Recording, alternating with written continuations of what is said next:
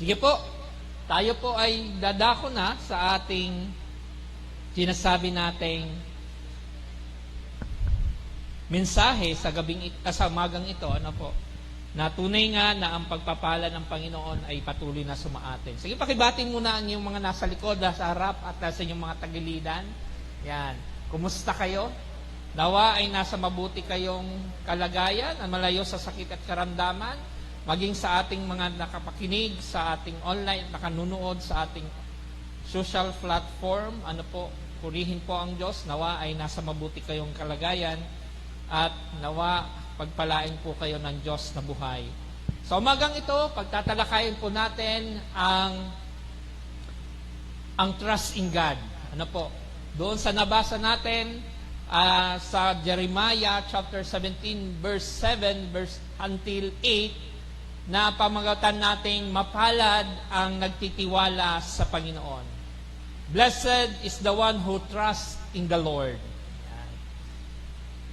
Napakabuti ng Diyos natin, dahil alam natin na ang Diyos ay nagbibigay sa atin ng sinasabi nating mga pangako. Tapat siya kung makako dahil sa pangakong yon, tinutupad niya. Kaya nga tayo lagi ay lumalapit sa Kanya at nagtitiwala. Sa panahon ngayon na napakahirap na magtiwala, sa ating mga nasa paligid. Pero kung ang pagtitiwalaan natin ay Panginoon, mayroon tayong panghahawakan. Kaya sabi dito sa ating tema, mapalad ang nagtitiwala sa Panginoon. Pakiulit nga, mapalad ang nagtitiwala sa Panginoon. Yan. Bakit sa Panginoon tayo magtitiwala? Sa tingin ninyo, bakit sa Panginoon tayo dapat magtiwala? Dahil sa Panginoon, kapag tayo'y nagtitiwala, hindi tayo mabibigo. Pero kung sa tao tayo magtitiwala, sa mga politiko o sa sino man, meron para tayong sasabihin nating pagdududa. Pero kung tayo ay magtitiwala sa Panginoon, 100% na mayroon tayong matatanggap na sinasabi po natin o panghahawakan na tinatawag po natin na tinitiwalaan ay ating Panginoon. Next. Yan. Meron po ako isang picture na papakita po sa inyo. Na naandito sa inyong harapan. Nakikita nyo ba? Ano ang nakikita nyo dyan? Yan. Ano ang nakikita nyo? Isang lalaki na tumutulay sa lubid. Nasa circus. Tinatawag nating circo.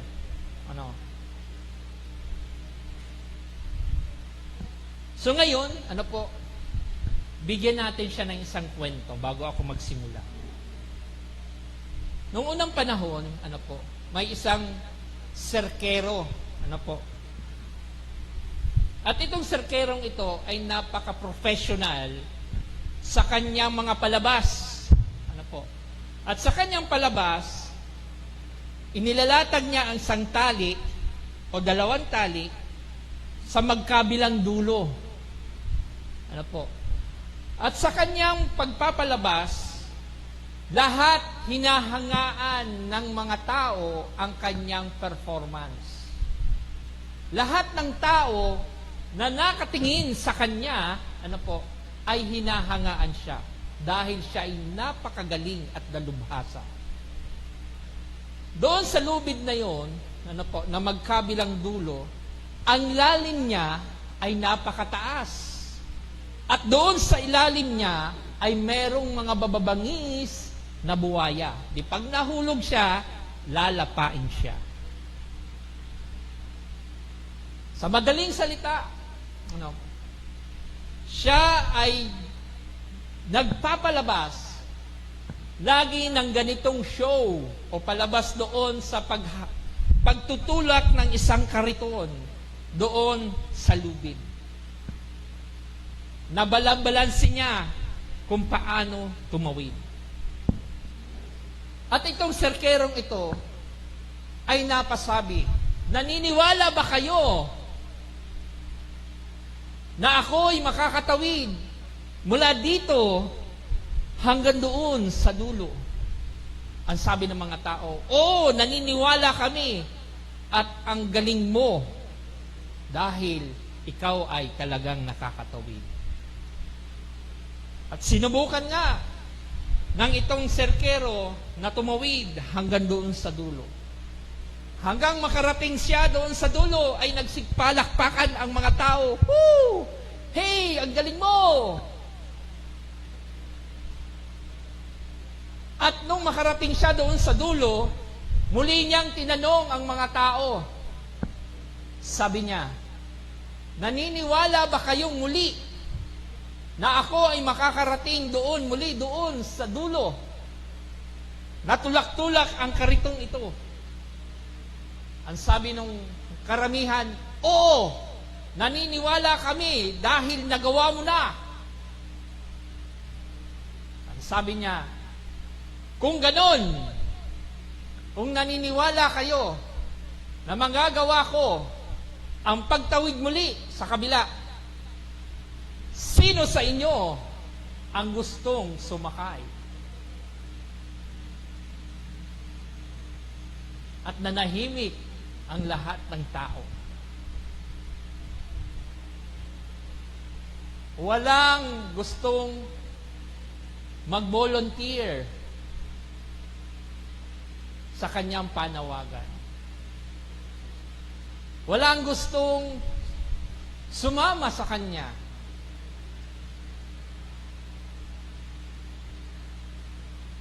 At doon makikita natin kung paano tayo nagtitiwala.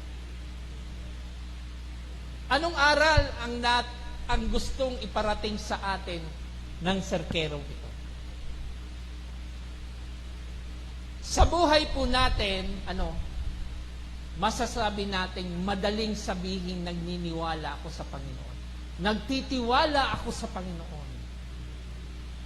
Pero minsan, dumadating sa punto natin na minsan tayo pa rin ay nagbubuda.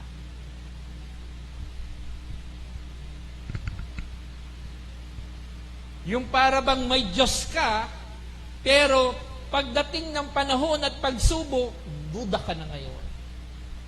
Totoo bang may Diyos?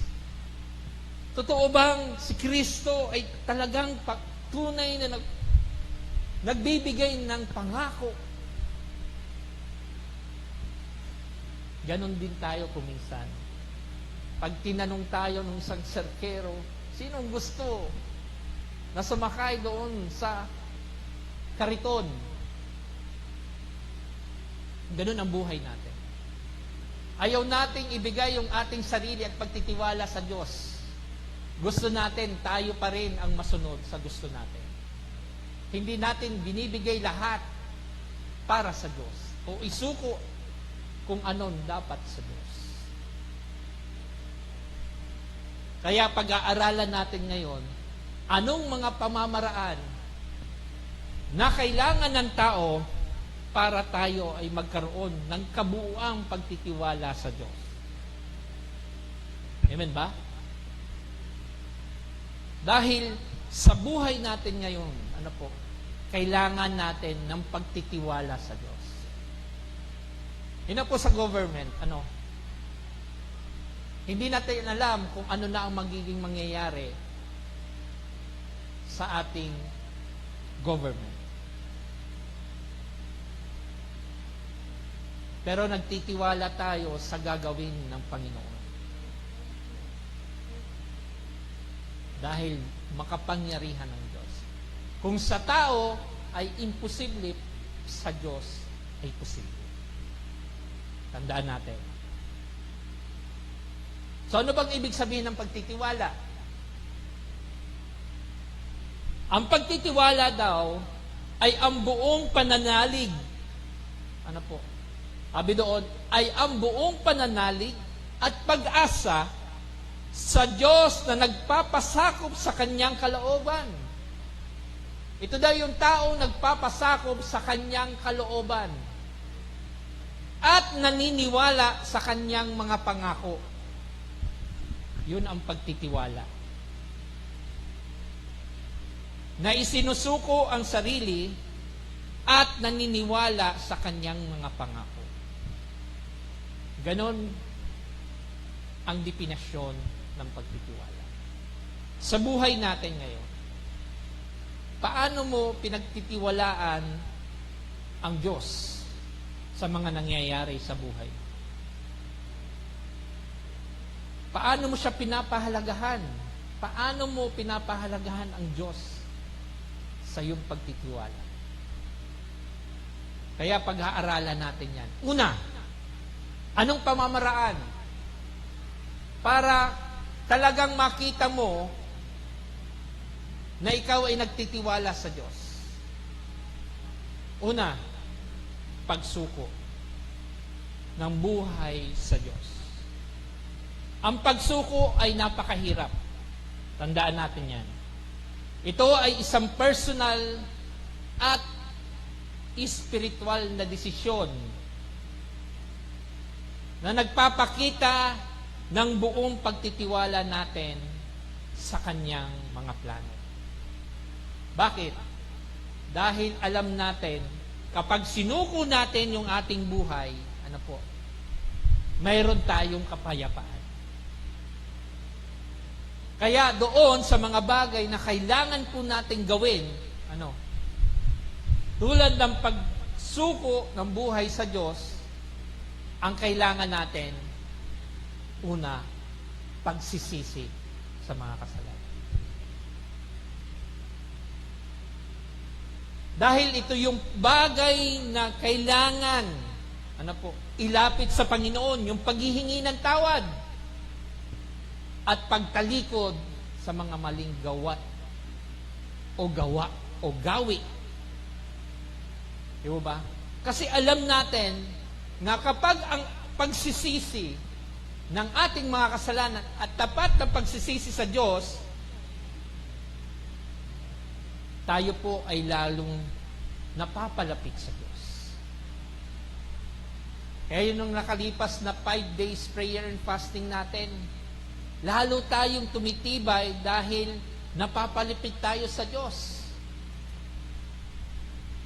Nananalangin tayo ng 1 oras. Umaawit, nagbabasa. Para yung ating kahinaang sinasabing katawan at yung espiritu na lumalakas, dahil alam natin, yun ang magbibigay sa atin para ikaw ay lumagupang sa mga bagay na pang-espiritual. Kaya nga sabi doon sa Gawa chapter 3 verse 19, sabi doon, kaya ngayon, kailangan magsisi na kayo at lumapit sa Diyos para patawarin niya ang inyong mga kasalanan. Yun ang gusto ng Panginoon. Magsisi sa mga kasalanan. Lahat naman tayo nagkakasala. Araw-araw. Walang sino man sa mundong ito na hindi nagkakasala araw-araw. Pero tapat ang Panginoon na tayo ay laging patawarin sa ating mga kasalanan. Ano po? Amen po ba? Kaya nga doon, sabi doon, sa John chapter 1, 1 John chapter 1 verse 9, sabi doon, ngunit, kung ipinagtatapat natin sa Diyos ang ating mga kasalanan, maasahan nating patatawarin niya ang ating mga kasalanan at lilinisin tayo sa lahat ng uri ng kasamaan dahil siya'y matuwid. Matuwid ang Diyos. Kaya nga pinapatawad niya ang ating mga kasalanan dahil sa kanyang katapatan.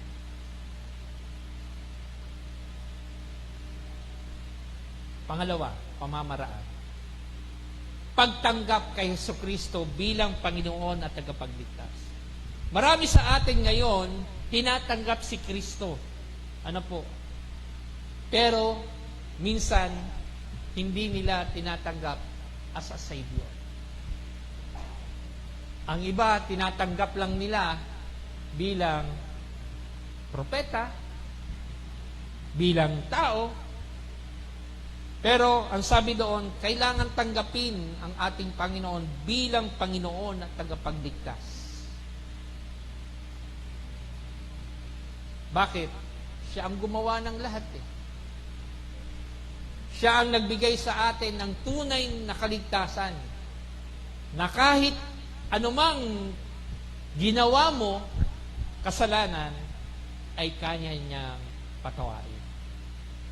Kaya sabi sa Romans 10:9, na kung ipinapahayag mo na si Jesus ay Panginoon at sasampalataya ka ng buo mong puso na muli siyang binuhay ng Diyos, maliligtas ka. The assurance of salvation.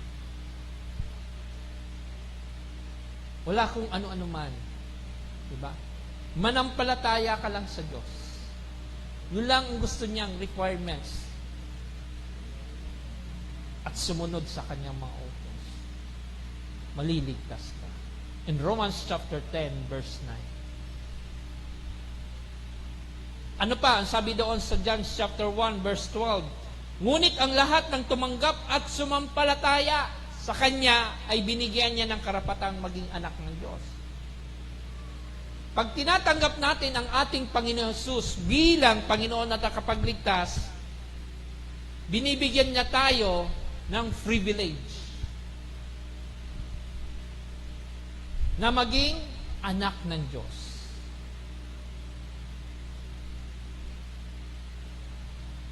Anak ng Diyos, Pag ikaw ay tinawag na anak ng Diyos, ang ginagawa mo ay dapat yung a Christ-like na gawain. A Christ-like.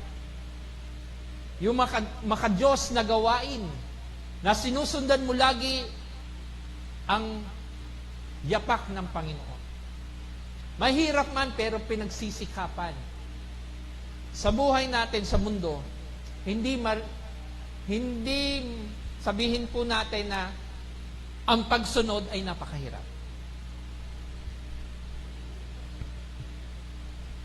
Hindi madali. Hindi parang isang picnic na nag-i-enjoy ka.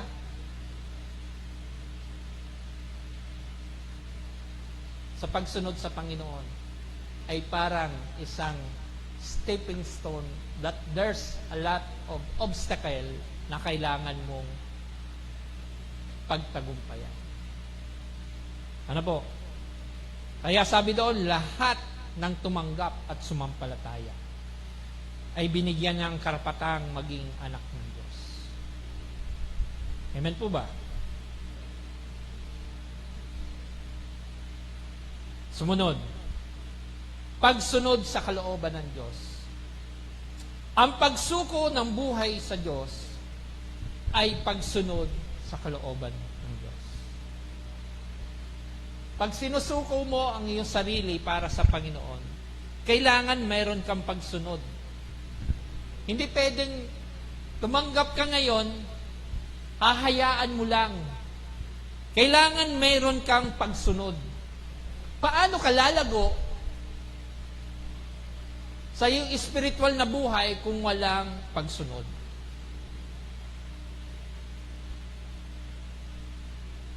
Huwag mong hayaan na ikay manatili lamang dyan.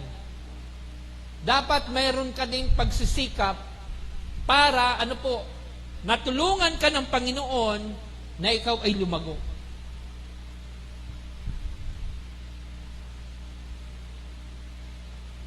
Kaya sabi doon sa 1 John chapter 2 verse 17, sabi doon, ang mundo at lahat ng mga bagay dito na hinahangad ng tao ay mawawala. Ano bang mga hinahangad ng tao? Karangyaan. Yan, yung katagumpayan ng buhay, kayamanan, Di ba? Yan ay mawawala, sabi. Ngunit ang taong sumusunod sa kalooban ng Diyos ay mabubuhay magpakailanman. Di ba? Mabubuhay magpakailanman ang sumusunod sa kalooban ng Diyos. Ang tanong natin sa ating sarili, sinusunod ko ba ang kalooban ng Diyos? O sinusuway ko ang kalooban ng Diyos? Saan ako ngayon dito? Kung i-assist natin yung ating sarili, nasaan ako dito ngayon? Kaya nga sabi doon sa Romans chapter 12 verse 2, huwag ninyong tularan ang mga pag-uugali ng mga tao sa mundong ito. Hayaan ninyong baguhin kayo ng Diyos. Tingnan niyo po Kaya minsan ang tao nahihirapan na baguhin ang kanyang sarili dahil ginagawa niya na baguhin ang kanyang sarili. Ang nire-required ng Panginoon, sabi doon, hayaan ninyong baguhin kayo ng Diyos. Sa pamamagitan ng pagbabago ng inyong mga isip, para malaman ninyo ang kalooban ng Diyos. Kung ano ang mabuti, ganap at kalugod-lugod sa kanyang mga paningin. Kung hindi natin hinahayaan na ang Diyos ang magbago sa atin, hindi natin makakamit ang mga bagay na mabuti, ganap at kalugod-lugod sa kanyang paningin. Tingnan niyo po. So, kailangan mayroong pagsuko sa iyong sarili na kailangan magpabago ka sa Diyos. Hindi yung sarili mo ang magbabago sa sarili mo. Ano ibig ko sabihin po doon? Hindi yung sarili mong paggawa sa sarili mo para ikaw mabago. Kailangan makita na ikaw ay nagsuko na sa Panginoon. Para yung sinasabi ditong pagbabago ng isip, para malaman ang kalooban ng Diyos at makita yung mga bagay na kalulugod-lugod sa Kanya, sa Kanyang paningin, kailangan may pagbabago. May pagbabago na ginawa ang Diyos. Tandaan natin yan. Kaya dapat doon, sabi sa application natin, kapag sinuko natin ang ating buhay sa Diyos, hindi mo na itinuturing na ikaw ang nagmamay-ari. Una, ng iyong oras. Pangalawa, ng iyong mga kayamanan. Yan. At ng iyong mga pangarap at relasyon sa buhay. Ano po? Sa halip, ikaw lamang ay tagapamahala ng lahat ng nabanggit. Dahil lahat ng yan ay ipinagkatiwala sa iyo lamang ng Diyos. Buhay natin, pinagkatiwala. Para Para magamit sa ikabubuti na maging isang patutuo ni Kristo. Kaya nga, ikaw ay na-born again. Ipinanganak na muli sa Espiritu. Ako. Hindi sa laman, kundi sa Espiritu. Kaya ginagawa mo makapagpuri sa Panginoon at mawalhati sa ating Panginoon. Kaya meron dapat pagsuko. Pangalawa, pagkilala sa kapangyarihan ng Diyos. Ang tao ngayon, kilala ang Diyos, pero hindi alam kung anong mayroong kapangyarihan sa Diyos. Maraming nagdududa, ay, limitado lang ang kapangyarihan ng Diyos. Ang sabi nila.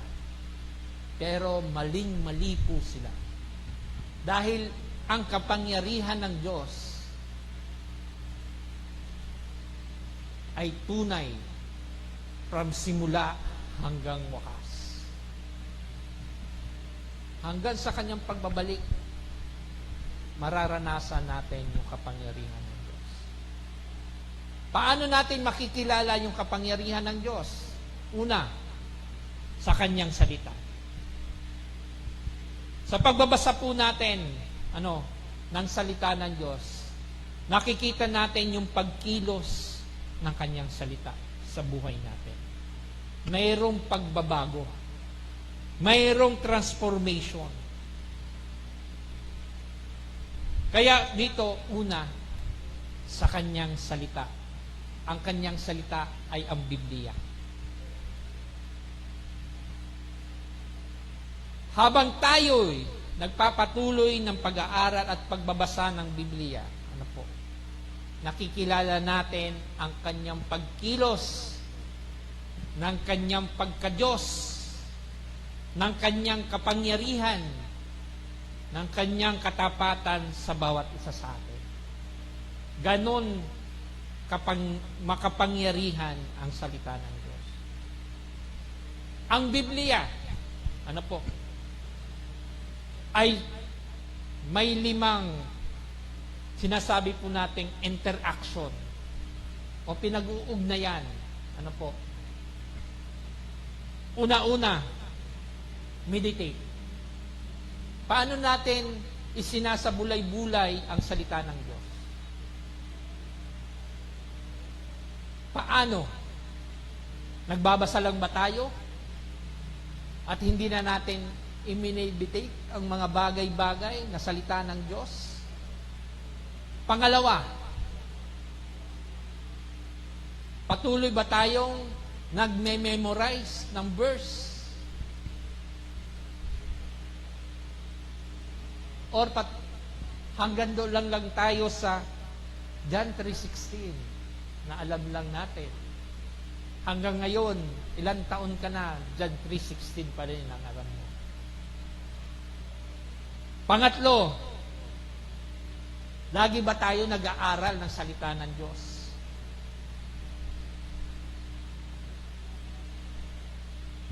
Pinag-aaralan ba natin? Ano ba ang tinutukoy dito sa ganitong konteksto? Paano ko ba maia-apply itong kontekstong ito sa aking buhay sa ngayon? Napag-aaralan ba natin? Yan ang tanong. At ang pang-apat, hindi lang dapat natin basahin. Kundi basahin natin siya na inilalagay natin yung sitwasyon natin doon sa ating binabasa. Read. Meditate. Memorize. Study. Read.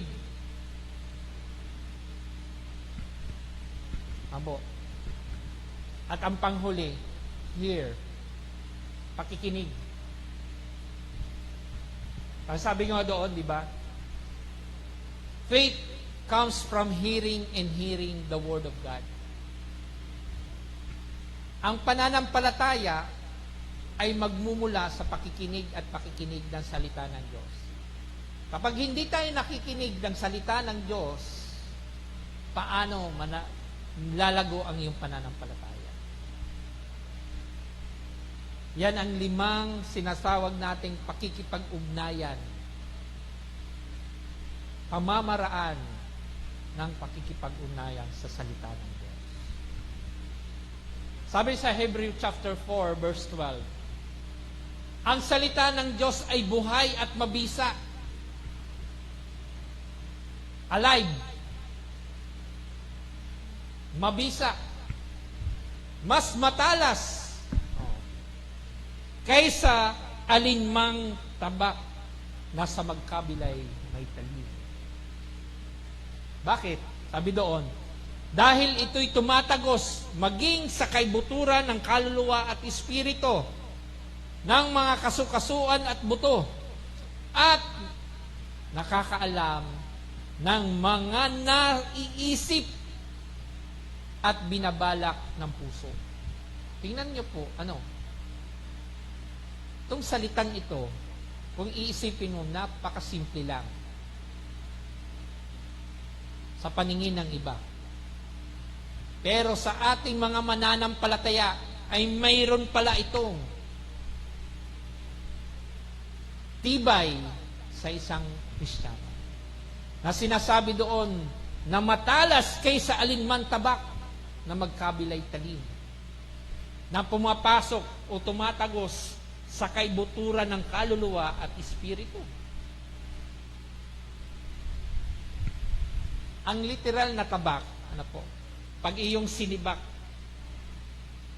halimbawa ang tao, masasaktan lang siya sa kanyang panlabas na kalamnan.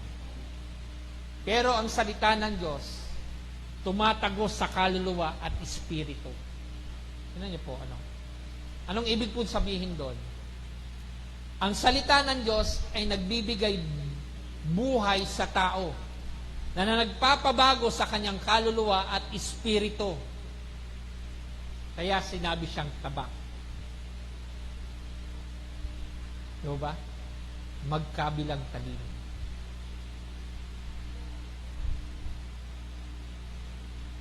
Kaya doon sabi sa awit, chapter 119 verse 105, ang salita mo'y isang tanglaw na sa akin at paitnubay sa landas mong daraanan liwanag na tumatanglaw. Tingnan niyo po ano. Itong si David, ano po, siya'y gumawa nito, ano po, sinulat niya ang 119 verse 105. Pinanghawakan niya yung salita ng Diyos.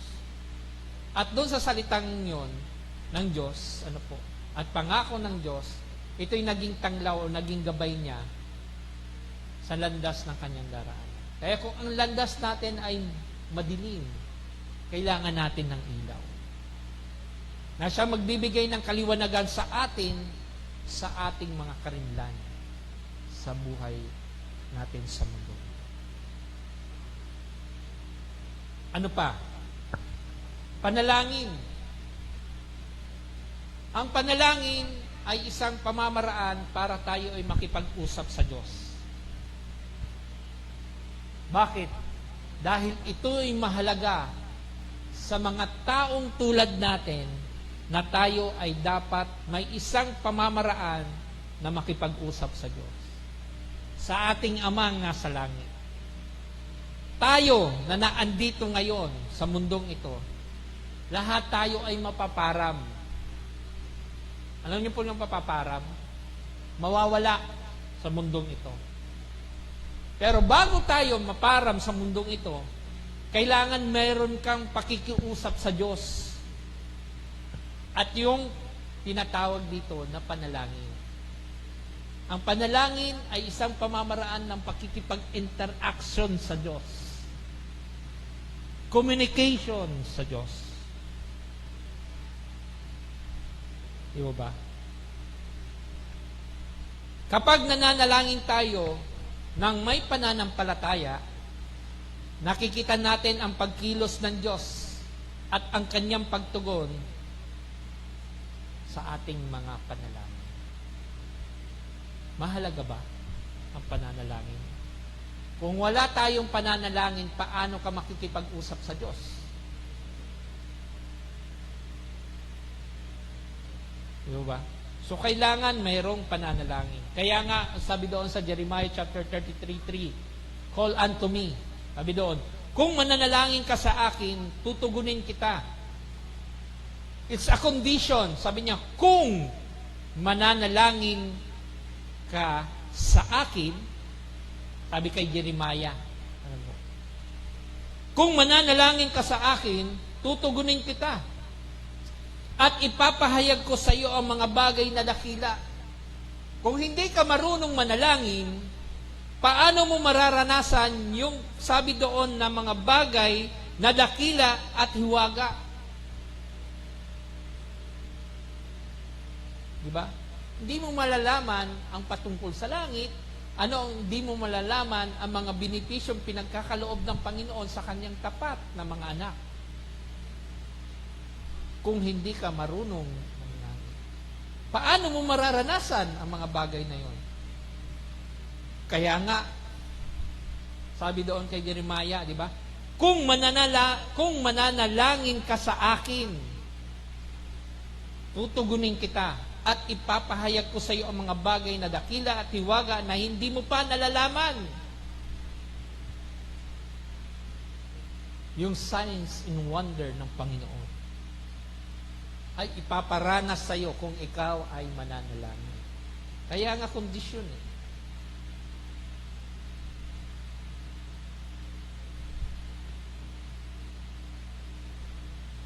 Okay lang kayo? Nasusundan nyo ba? Parang tahimik kayo ah. Parang kayo nung nasa circus ah. Okay lang ba? Kaya sabi doon sa Marcos chapter 11 verse 24, sabi doon, kaya't sinasabi ko sa inyo, anuman ang hingin ninyo sa inyong panalangin, ito yon, binipisyo ng pananalangin. Maniwala kayong natanggap na ninyo iyon at matatanggap nga ninyo ito. Tingnan nyo po. Ibig sabihin, kailangan natin i-claim at i-declare na atin na to. Kasi ipinangako ng Panginoon sa atin. Kapag ikay nananalangin at nagdududa ka, problema mo yun, hindi ang Diyos.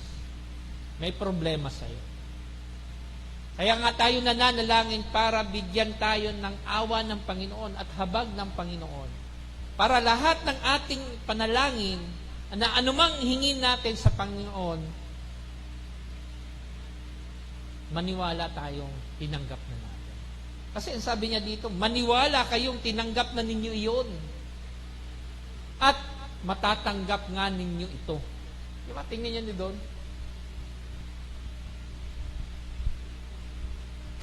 Yun ang kapangyarihan ng Diyos. Yun ang kapangyarihan ng pananalangin.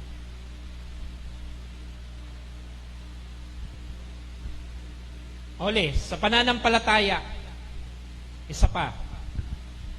Ang pananampalataya ay pagtitiwala sa Diyos kahit hindi mo pa nakikita yung mga bagay na resulta. Ito yung pananampalataya. Kaya nga may Hebrew chapter 11 verse 1. Wala na ba ako nasulat dyan? Hebrew chapter 11 verse 1. Sabi niya doon, ang pananampalataya ay katiyakan na mangyayari ang ating mga inaasahan at paninindigan tungkol sa mga bagay na hindi nakikita. Tingnan niyo po, no? Ang pananampalataya daw ay yung mga bagay na katiyakan na mangyayari.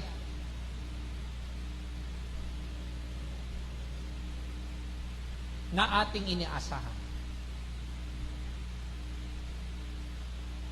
At paninindigan tungkol sa mga bagay na hindi natin nakikita. Kapag sinabi nating pananampalataya, pag nakikita mo pa siya, hindi yan pananampalataya. Kasi ang sabi ng Panginoon dito, sa Hebrew chapter 11 verse 1, ang pananampalataya ay daw yung mga bagay na hindi mo nakikita. Tulad ng hangin, tingnan niyo po, malakas ang hangin, nananampalataya ka dahil naaabot ka ng hangin, naprepreskohan ka. Pero hindi mo siya nakikita. Pero nafe-feel mo. That's faith. Yang upuan na inuupuan ninyo, nantitiwala ka at nananampalataya ka, kaya ng upuan na yan na ikaw ay dalhin.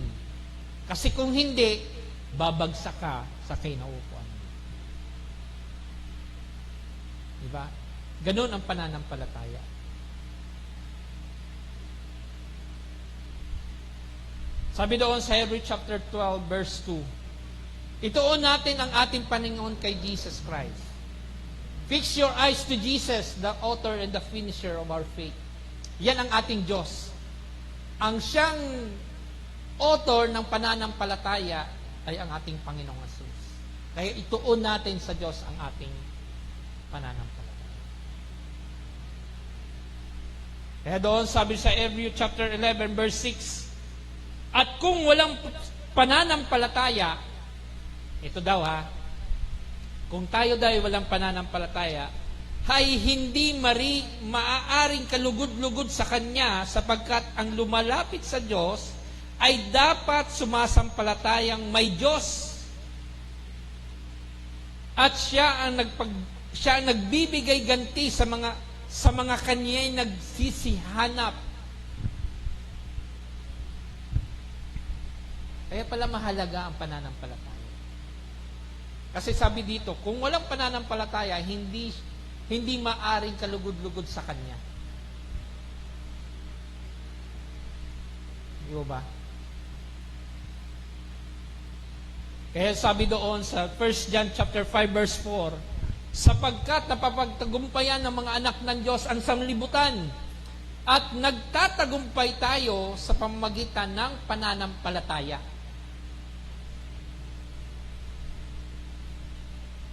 Ang pananampalataya ay isang susi para ikaw ay maging matagumpay na Kristiyan. At ang author na yon ay si Jesus Christ.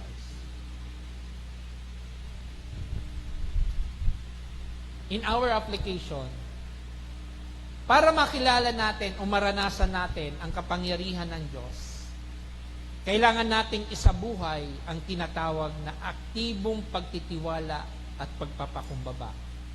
Sa araw-araw nating buhay, hindi sapat na alam natin ang kapangyarihan ng Diyos, kundi dapat makita sa atin kung papaano tayo nababago ng ating kilos at gawa, pananaw sa pagtugon sa mga sitwasyon ng buhay.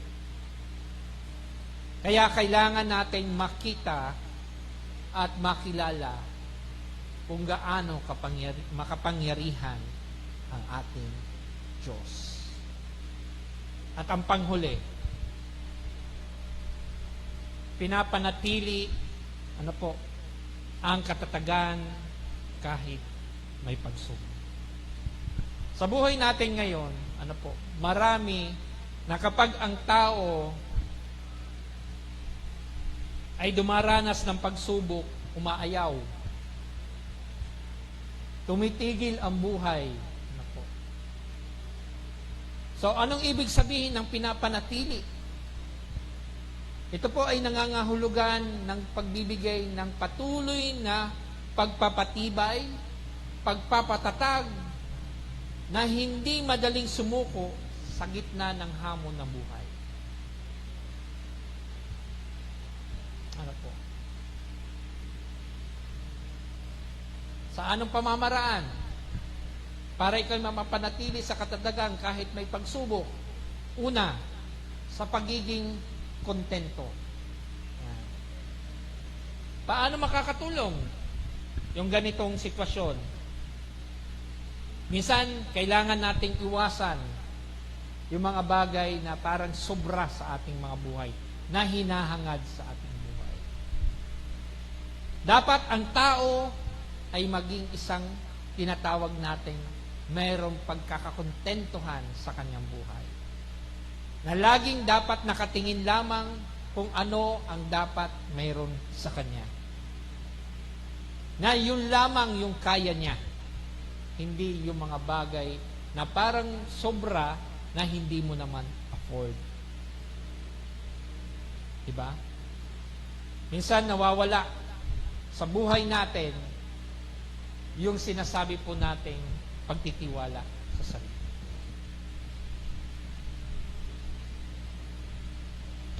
Na parang gusto mo lagi na may mahihigatan ka doon sa isang bagay na parang iniidolo mo.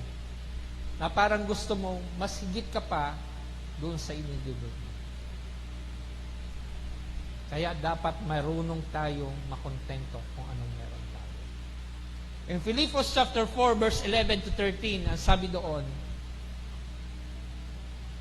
hindi ko sinasabi ito. Ito po'y sabi ni Paul, ni Apostle Paul sa mga taga-Pilipos, mga kapatid sa Pilipos. Sabi niya, hindi ko sinasabi ito dahil sa kayo'y pinaghahanapan ko ng tulong. Natutunan ko ng masiyahan, sabi doon, maging anuman ang aking kalagayan.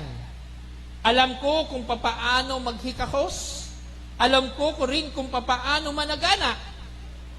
Natutunan ko na ang sekreto kung paano masiyahan sa anumang kalagayan sa buhay. Ang mabusog o magutom, ang managana o maghirap, ang lahat ng ito'y magagawa ko dahil sa lakas na kaloob sa akin ng Panginoon.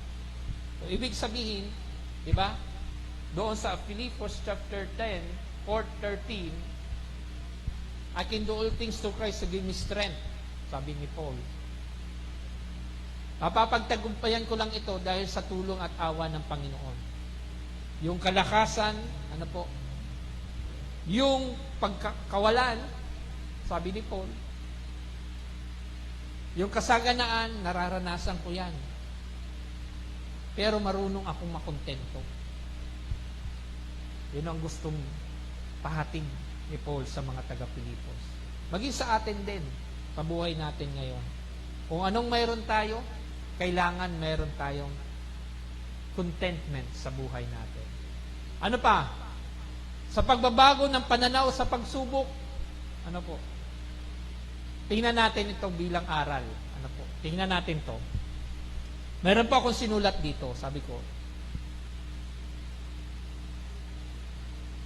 Minsan daw po ang tao, pag nakakaharap siya ng pagsubok, laging sinasabi ng tao, bakit ganito ang nangyayari sa buhay ko? Kristiyano pa naman ako.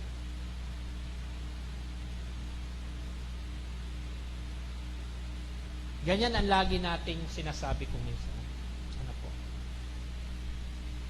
Maging aral po ito sa atin kung minsan. Sa ating lahat. Tanong na may paduda. Kasi kung tatanungin, bakit ganito ang nangyayari sa akin? Kristiyano pa naman ako.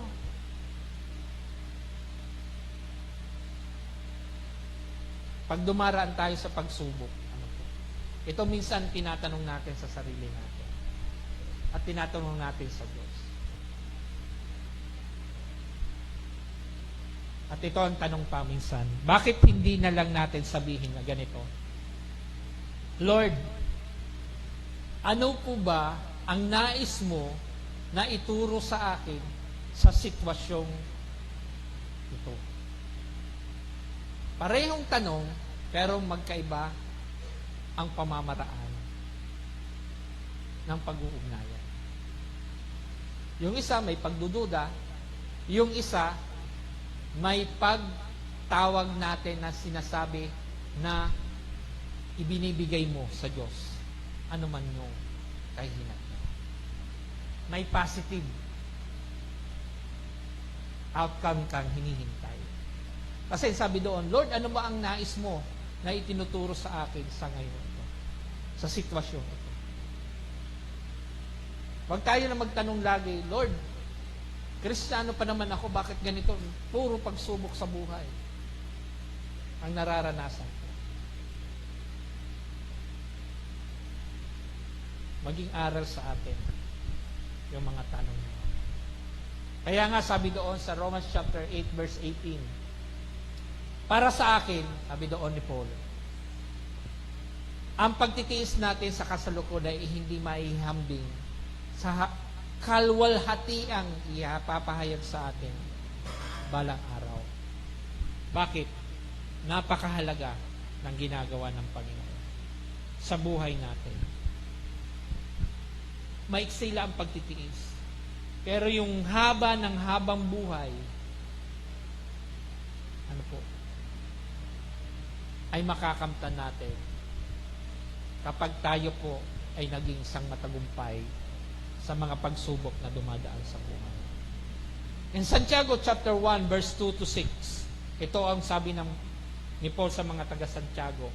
Mga kapatid, magalak kayo kapag kayo dumaranas ng iba't ibang uri ng pagsubok.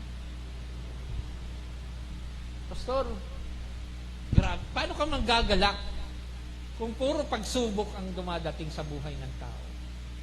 Ito ang sinabi. Sabi niya, dapat ninyong malaman na magiging matatag ang inyong mga pananampalataya sa pamagitan ng pagsubok.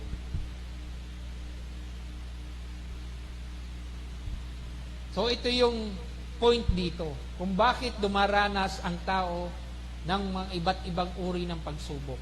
Ang sabi niya doon, dapat niyong malaman na magiging matatag ang iyong pananampalataya sa pamagitan ng pagsubok.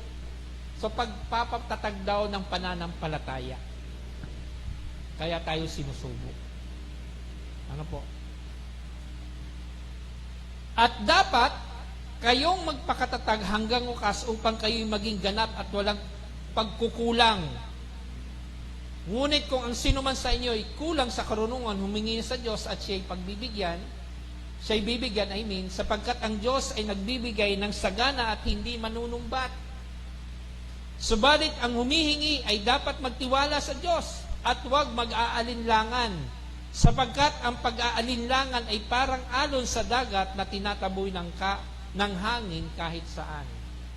Kaya mahirap. Ano po? Kailangan meron tayong pagtitiwala sa Panginoon. Ano po?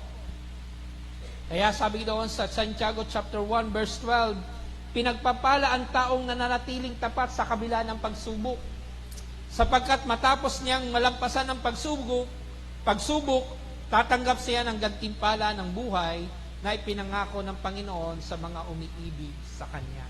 Ito yung reward pagkatapos ng mga struggle sa buhay at pagsubok sa mundong ito, may pangako ang Panginoon sa Santiago chapter 1 verse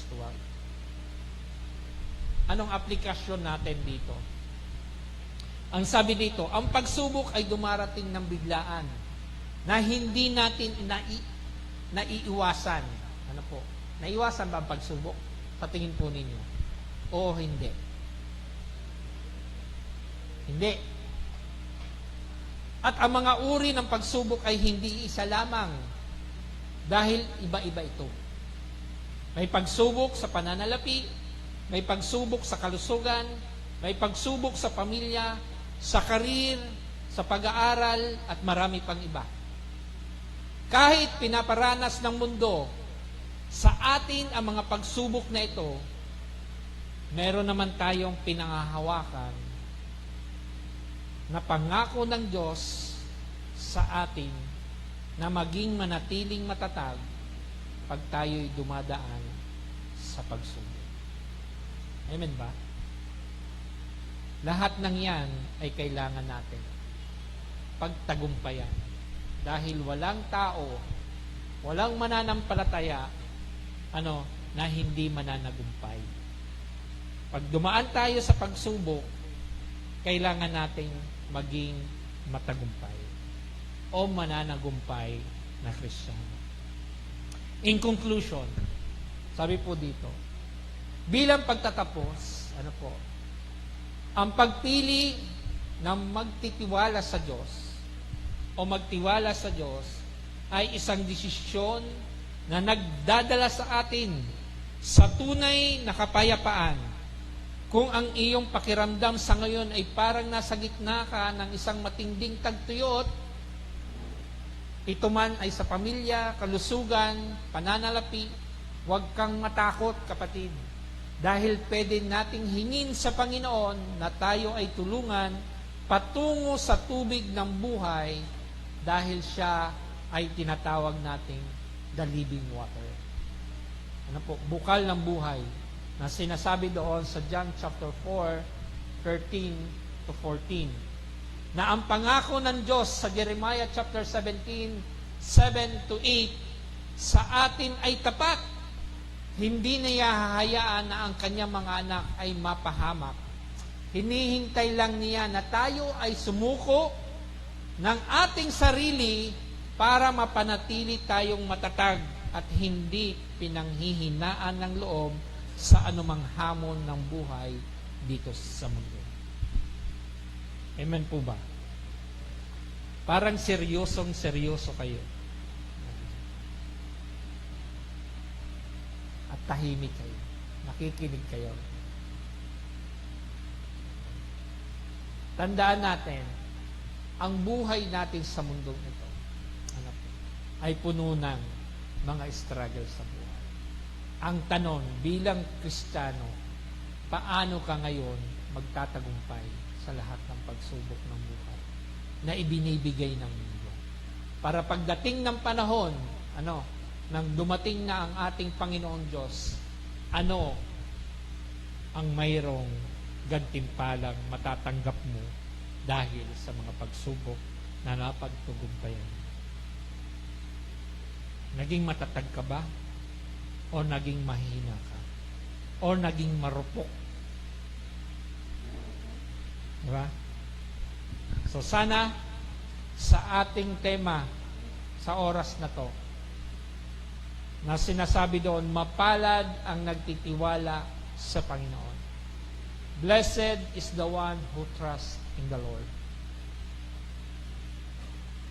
Tandaan natin, bilang tayo, mga mananampalataya, ang hangad natin ay laging magtiwala sa Panginoon, anumang sirkumstansya ng buhay. Amen po ba? Palakpakan natin ang Diyos na buhay. Hangad ko at hangad ng Panginoon ng bawat Kristiyano ng BCI Diet ay isang mananagumpay. Tayo'y tumayo at manalangin.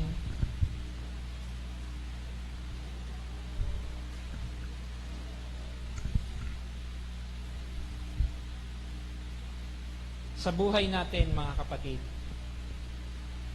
wala tayong ibang malalapitan. Ang lalapitan lang natin ay ang Diyos na buhay. Bakit? Siya lang ang may kakayahang magbigay ng katugunan at kalakasan sa lahat ng ating mga pagsubok na nararanasan. Kaya kung gusto mo ng kalakasan sa umagang ito, na isuko ang iyong sarili sa Diyos na buhay upang ang Diyos na ang bahalang gumawa ng mga bagay para ikaw'y maging matagumpay sa lahat ng pagsubok.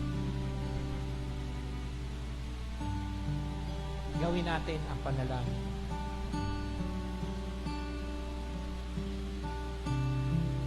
Panginoong Ama na sa langit,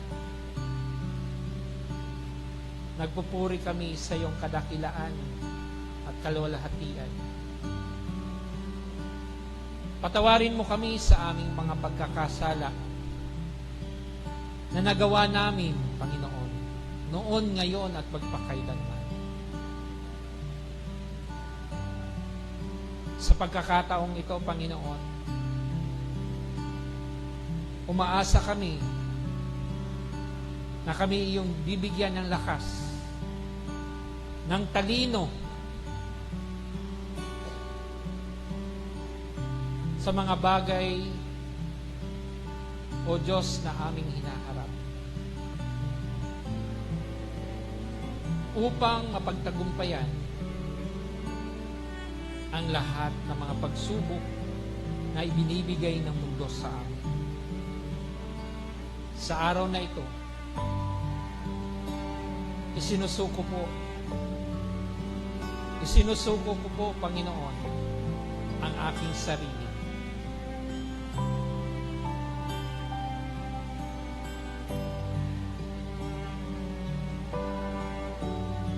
Sa lahat ng takot at pag-aalala.